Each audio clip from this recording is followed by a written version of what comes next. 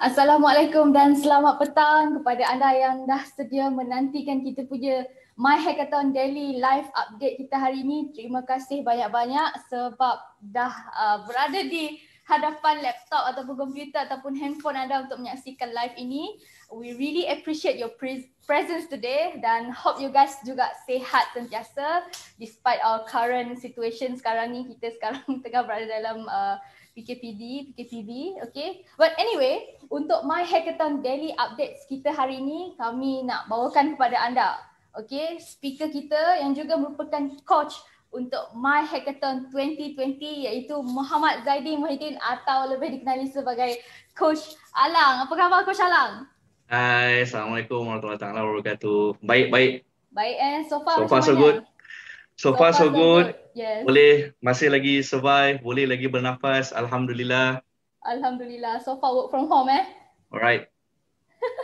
Okay, untuk pengetahuan semua juga, okay, Coach Alang ni merupakan coach untuk My Hackathon 2020. Beliau juga merupakan jurulatih bertauliah Neuro Linguistic Programming NLP, Certified PSMB and This of Human Behavior Science dan Monsoon SIM trainer. Panjang dia punya bio ni. Beliau juga bekas jurulatih program latihan khidmat negara dan mempunyai pengalaman selama 17 tahun dalam bidang latihan sumber tenaga manusia di Malaysia. So, topik kita hari ni, Coach Alang. Thank you. Yes. Yep. Topik kita hari ni ialah berkenaan dengan seal the deals, how to talk to 4 different decision makers. Saya rasa topik ni memang sangat menarik. Saya pun rasa sangat excited untuk bercakap tentang topik kita hari ni. Sebab, you know, it's all about seal the deal, macam mana nak cakap dengan orang yang paling penting. So, based on my reading, saya punya pemahaman lah bercakap tentang decision makers ni. Decision makers ni adalah orang yang individu yang menentukan sama ada kita punya idea ataupun produk tu yang dipersembahkan lah layak untuk dibeli ataupun dilaburkan, betul tak?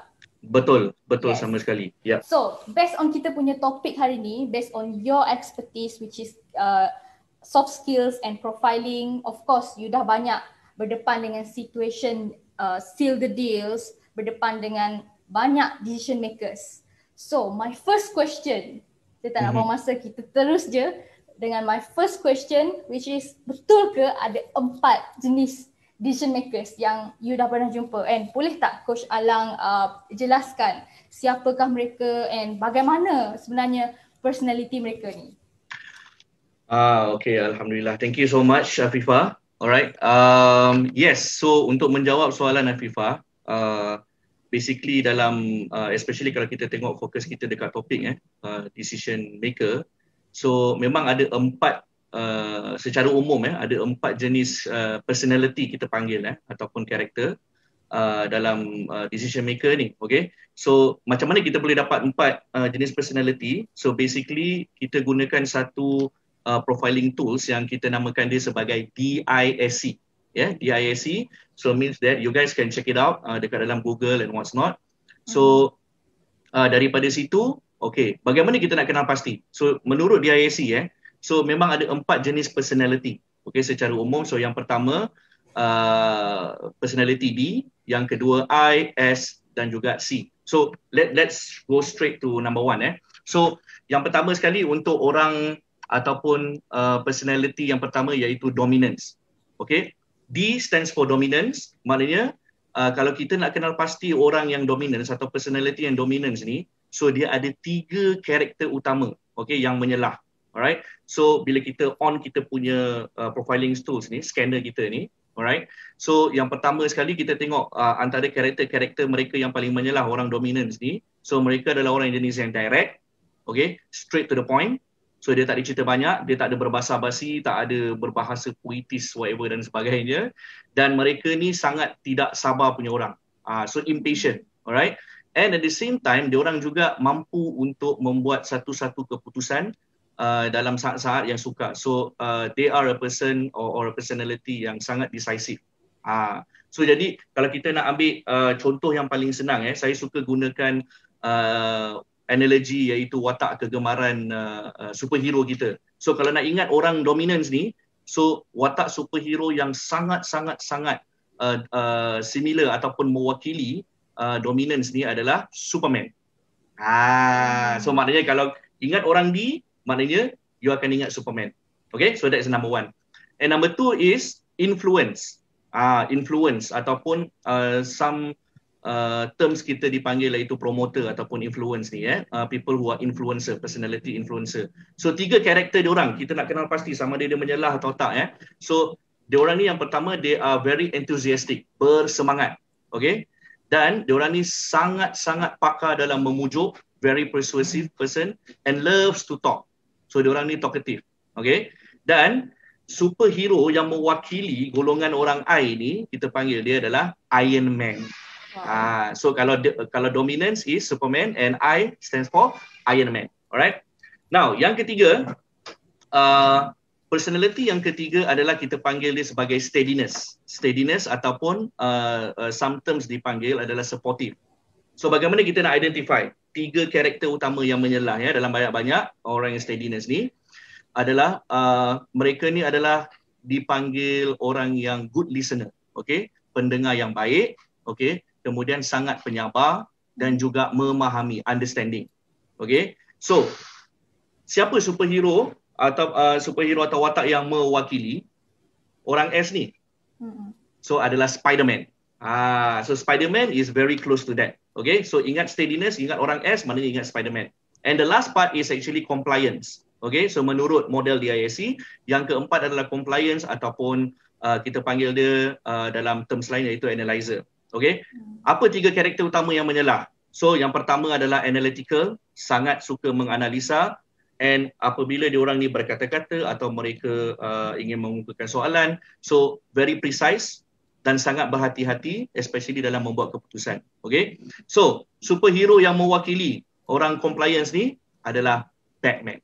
So maknanya kita ada apa? Superman, Iron Man, Spider-Man and also Batman. Alright, cool. So maknanya daripada situ nanti, then it will be easy for me untuk berkongsi dengan you guys.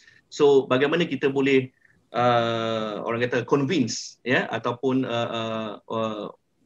memberi komunikasi yang efektif atau meyakinkan terhadap especially golongan-golongan ni. Yes. So, okay. Sekarang kita dah tahu 4 personalities decision makers ni yang mana mereka biasanya berada di different level of management lah yang Betul. kita nak pitch ataupun persembahkan. So, berdasarkan DISC tadi yang based on analogy ada Spider-Man, Batman, Iron Man dengan apa lagi satu tu? Superman. Yes. It looks like each of them akan ada different expectation towards kita punya presentation, betul tak? Betul. So, macam mana kalau kita nak tackle communication with decision makers based on their personality so that kita dapat seal the deals dengan different types of decision makers? Alright, thank you very much. So let's go to piece by piece ya. So kita mulakan dengan orang D, I and then S and then after that C. So orang D ni, so again so saya suka gunakan karakter Superman. So bayangkan this decision maker ni, so you know orang yang di hadapan you ni is like a Superman lah. So biasanya Superman ni kalau kita tahu secara umum, okay, karakter Superman, okay, selain daripada apa yang saya sebutkan, so diorang ni jenis yang memang tak banyak cakap, straight to the point, okay, and then at the same time they always think 2-3 step ahead, okay, they love to think a bigger picture. So jika anda berhadapan, okay, dengan decision maker ataupun boss ataupun geng-geng Superman ni, okay, apa yang diorang nak daripada you, is actually 3 elemen utama. So there are 3 elements utama, 3 elemen utama. So you mesti kena pantas, quick, okay, and then be specific apa yang you nak cakapkan dekat diorang, okay, and then straight to the point.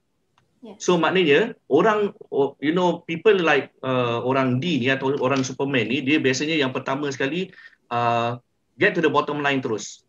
So jangan berbasa-basi, don't beat around the bush, so don't waste your time, okay. So that will be satu elemen utama yang diorang nak daripada kita. Okay, and then be specific. Be specific means that so you boleh banyak gunakan satu tips saya nak share dengan you guys. So satu tips adalah di mana galakkan atau banyakkan gunakan soalan what ataupun apa.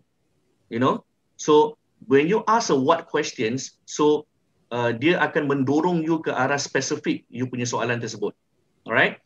And then so sediakan, provide the alternatives and choices for them. So whenever you want to present something, your product, okay, atau your services for example, so jangan bagi satu sahaja jalan penyelesaian atau satu sahaja pilihan, okay. So you must provide alternative and choices, because why? So they need to be in control, they need to have that choices supaya diorang boleh pilih which are the one that best for them. Which is we goes into the last point, the last main point, okay. Pastikan bahawa choices ataupun pilihan-pilihan yang you beri kepada mereka, all the alternatives yang you bagi kepada mereka ni, so tunjukkan kepada mereka bahawa these choices akan memberi manfaat ataupun akan memberi benefit kepada mereka. Because as long as they can see whether diorang punya choices ni akan memberi keuntungan atau memberi manfaat kepada diorang, so that is one step ahead or one step closer di mana you boleh tackle untuk seal the deal dalam apa saja projek ataupun produk ataupun presentation yang you nak buat.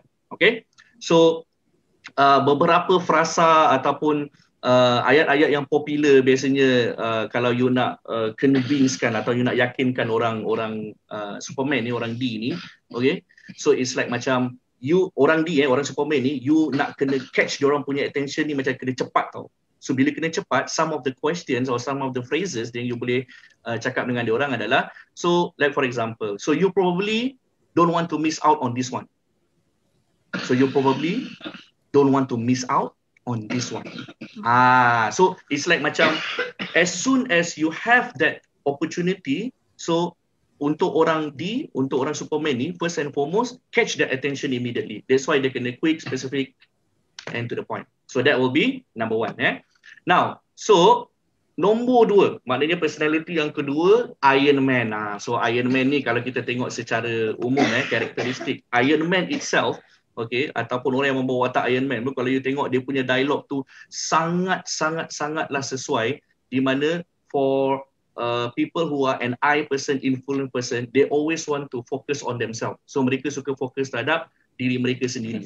Okay, now sekiranya you berdepan dengan decision maker, okay, yang datang daripada golongan Iron Man ni, okay, so apa yang diorang nak daripada you? So 3 perkara yang utama, so the main 3 element.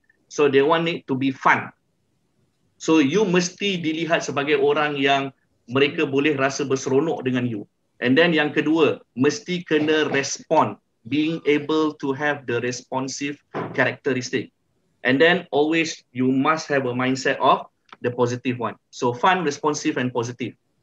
So beberapa perkara yang di mana you boleh convincekan diorang ataupun you boleh communicate dengan diorang atau guideline untuk you guys, okay? So yang pertama, okay? So di dalam sesebuah presentation ataupun meeting ataupun bila you ada this kind of situation, so usually orang I ni dia memang suka bercakap. You know, they love to talk, okay? Now, and they love to give a lot of ideas. Walaupun yes, you know, you want to show your product and you know, you want them to choose your product. So, they also want to have their own point of view, okay, per se. So, jadi, apa yang you akan buat adalah yang pertama sekali, allow them to verbalize their ideas. Jangan sekali-sekali potong, jangan sekali-sekali reject, jangan sekali-sekali being negative. Allow them to verbalize their ideas. And whatever their ideas, whatever their point of views, acknowledge. So, please acknowledge. And when you acknowledge, of course, being sincere lah. So, ikhlas when you acknowledge the ideas. Okay? Sebab orang I ni, satu benda, dia boleh tahu kalau you pretend ke ataupun you betul-betul ikhlas. Okay? So, acknowledge the ideas. Okay? And, diorang ni suka apabila kita quote balik apa yang diorang ni cakap. So use their own words and quote them back. So like for example, seperti mana yang Cik Alang kata tadi. So kalau saya nak quote balik apa yang Cik Alang cakap, sebenarnya macam ni dan saya rasakan idea tu macam ni. Jadi bila diorang rasakan bahawa kita menggunakan balik diorang punya ayat, diorang punya idea, so they felt that they have a sense of belonging in that particular discussion and also in that particular project. So jadi diorang tak rasa yang diorang ni disisihkan. Yes. Okay. Penting lah. Correct. So some of the phrases ataupun ayat-ayat yang popular kita boleh use with them, yeah. So it's like macam, okay, you know what, sir? This is the most popular choice right now. Why? Do dan sebagainya. Okay. Ataupun maybe you nakkan some sort of like respond from the I person ataupun orang-orang Iron Man ni. So, sir, what do you think about, what are you most excited so far? So, after we had this discussion. So, apa yang menarik minat you at this moment?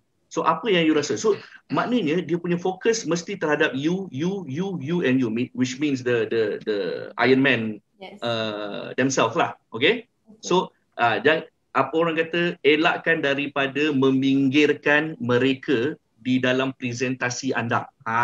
Di dalam pembentangan you tu. Okay? Include sekali lah. Correct, include them. Now, so that will be number 2. So number 3, golongan S atau Spiderman ni, okay. Kalau Spiderman ni, so dia ada cara sikit. Okay? So Spiderman tadi steadiness kan?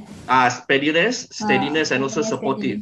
So orang S ni, dia lebih pentingkan security dan stability. So the way that their mind is thinking. So bila you berjumpa dengan decision makers, okay, yang di mana mereka datang daripada personality S, okay, so apa yang mereka mahukan daripada anda indirectly, okay, so yang pertama adalah be patient, sentiasa sabar, okay, dan understanding, memahami, okay, dan be a good listener. This is where the only difference dalam DI dengan C, orang S ni atau decision maker come from S, so mereka perlukan orang yang di mana mereka rasa mereka boleh percaya.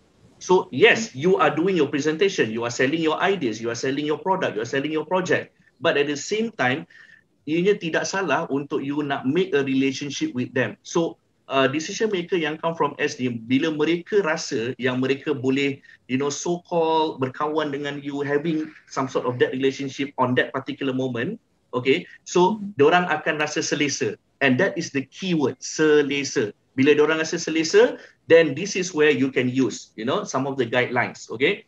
So, number 1, always display appreciation and a sincere interest in them. So apa saja soalan yang mereka tanya, apa saja idea yang mereka nak cakapkan. Okay, so mereka sangat pentingkan kepercayaan dan juga keikhlasan. So you portray, you tunjukkan benda tu 100%, okay, you akan cepat tangkap diorang. Dan dapat dah orang kata one step closer. Okay, so yang kedua, whatever idea, whatever project, okay, and whatever product that you want to, convince them, okay. So bagi guarantees dan reassurance. So this is where go back to your own product. So go back to your own idea. You must have this solid belief. So jadi kalau you sendiri tak yakin dengan idea you, dengan produk you, so how you want to convince the S people? So jadi sebab mereka perlukan security, mereka perlukan reassurances. So whatever product idea yang you nak jualkan, so give the guarantees and also reassurances, okay. And then pastikan dalam explanation you, so explain how others will benefit as well. So pastikan dalam explanation you, dalam penjelasan you, siapa target group yang akan dapat manfaat selain daripada decision maker tu sendiri. Okay, because for them, if they want to buy your product, if they want to buy your idea, so if they want to hire your services, it's not just for them semata-mata, but for as people, it's for the people. Sebab tu kita tengok Spider-Man kan, Spider-Man dia memang suka tolong orang. And apa-apa sekalipun dalam banyak superhero, Spider-Man sentiasa memikirkan orang lain dulu. So this is a very crucial element untuk you berdepan dengan orang kata personality daripada S. And last but not least, okay, so orang C, C ni kita selalu panggil analyzer ataupun Batman. So kalau you tengok sendiri secara umumnya, Batman satu-satunya superhero, okay, dalam dunia watak superhero ni di mana dia lah yang paling banyak gadget. Yes. Kenapa dia paling banyak gadget? Because everything yang dia nak buat, kalau dia nak execute, dia dah ada plan A, B, C, D, E, F, G, H, I, J, K, L, M, N. Kalau boleh sampai ke Z. Sebab tu kalau dia ada Batmobile ni untuk apa, Batcave ni untuk apa. So yang untuk apa dia punya parts-parts apa semua, dia punya weapon, dia punya shield. So same goes to orang C ni. So orang C ni atau compliance atau analyzer kita panggil, so mereka adalah orang yang ataupun kategori ataupun personality yang di mana kita selalu panggil dia decision maker yang paling leceh lah, paling leceh. Kenapa leceh? Because why? They will and they love to ask a lot of questions. Kenapa? They love to ask a lot of questions because this is what they want from you. So ingat tiga benda ni. Yang pertama adalah accurate. So mereka nakkan ketepatan. Whatever the things that you want to sell to them. And yang pertama dan yang kedua adalah so give them a lot of facts, figures and what's not so that they can be able to analyze. So maknanya bila diorang memang jenis yang analytical punya person. So meaning to say that mereka juga mengharapkan agar anda juga atau you juga boleh mampu atau ada elemen ataupun kriteria ataupun karakteristik yang di mana you pun boleh analyze. Maknanya you join satu kapal dengan diorang. Yes. Make sense? Yeah. And then last but not least, accountable. Because why? Kenapa accountable? Because for them, they have a lot of data, facts and figures in their mind. So setakat you punya produk, setakat you punya idea, setakat you punya services, apalah sangat. Apa yang bestnya you compared to other people. So jadi, this is where beberapa tips untuk you boleh, I'm going to give you some guide so that you boleh convince diorang. So yang pertama, so be prepared to provide many explanations in a patient and diplomatic way. So diorang takkan sekali-sekali nak dengar you punya penjelasan atau explanation you tu daripada satu sudut. Mereka expect untuk you share daripada bermacam-macam sudut. So itu yang pertama. Yang kedua, okay, you must be patient and the way that you explain mesti in a manner, okay, mesti in a manner of diplomatic. So you bukan nak tunjuk yang you ni lagi bagus daripada diorang, tidak. Okay. Dalam masa yang sama, whatever data, whatever facts and figures yang you provide to them, so basically mereka juga mampu untuk memahami. So dengan orang sini is very simple. We know that they have a lot of things, a lot of information in their mind. But one thing that they don't know is they don't know our product. They don't know our services. So they don't know what we can offer. What is our USP? What is the unique selling points? So that's where you go to the point number 2, which is whatever ideas, whatever services that you want to give, products that you want to give, support it with the accurate data. So give full explanation, facts, details. Kalau perlu you nak bagi pros and cons, you bagi pros and cons. Diorang lagi suka. Sebab tu biasanya kalau jumpa orang-orang C ni, okay, you can expect di mana meeting tu, dia tak mungkin biasanya 5 atau 10 minit. Dia mungkin akan jadi panjang. Dia lama lah. Ya, dia akan jadi lama. Sangat teliti punya orang. Betul. So that's why some of the orang kata keywords atau killing words yang kita nak suruh dia seal the deal. Okay. So basically sir, our research shows that this is the best option. So after you dah provide whatever explanation and what's not, so these are some of the things that you can be able to kill them atau nail them supaya mereka akan memilih you punya produk ataupun you punya services and what's not. Okay? Now, so having said that, kita ada 4 benda ni, okay? Walau bagaimanapun dalam model DISC yang menariknya, yang uniknya model DISC ni, dia mesti menuntut atau dia mesti mengikut persekitaran. The element of environment must be there. So therefore, okay, secara umumnya the decision makers biasanya akan datang daripada golongan orang D, dominance, I, influence dan juga C. Okay? So meaning to say that orang S ni atau boss S ataupun decision maker come from S ni jarang sangat-sangat. Okay, but it doesn't mean that you ignore all the characteristic of them, because you never know that bila you jumpa decision makers that come from S, okay, so mungkin you akan banyak juga bersabar dengan diorang, because for them their focus is always on their people, always on their staff. How can my staff get benefits and what's not, all these things. Yep. So far within these 30 minutes, these are some of the key criteria that I can be able to share with you guys untuk tuan-tuan dan puan-puan. Yes. So far I dengar macam mind blown jugalah, because Thank you. I mean like I tak pandai sangat lah dalam bab-bab macam ni, tapi at least I got very useful punya perkongsian, sharing tips macam mana kita sebelum ni tak tahu pun yang decision makers ni ada 4 personalities, and now we know that they have 4 major personalities yang biasanya dijumpai. Macam betul. Tu, kan? Betul. Sebab ini memang menurut daripada DISC punya model, where in each and every one of us sebenarnya kita punya own personality, DIS and C. So all we need to do is bagaimana kita nak scan the potential decision maker ni supaya kita nak letakkan dia orang dekat dalam quadrant mana. Once you find out, once you dah tahu with all these tips yang saya share tadi, then it will be easy for you untuk memudahkan anda untuk you want to convince, you want to seal the deal dan sebagainya. Because remember, once you dah identify, okay, then that's where you dah start control the environment. So you are the one who controls that. So not the other party, bukannya klien lagi dah. So that's where you know that you are convinced enough. That's where dia memberi pembantu kepada orang tersebut, untuk seal the deal, insyaAllah. So selain daripada tips untuk tackle communication based on personality, mungkin Coach Alang juga boleh bagi extra tips yang Coach Alang rasa essential, yang boleh digunakan dalam mana-mana situation yang memerlukan kita untuk meyakinkan seseorang. Mungkin like for short one, boleh bagi extra tips. Boleh. Thank you very much. Because why?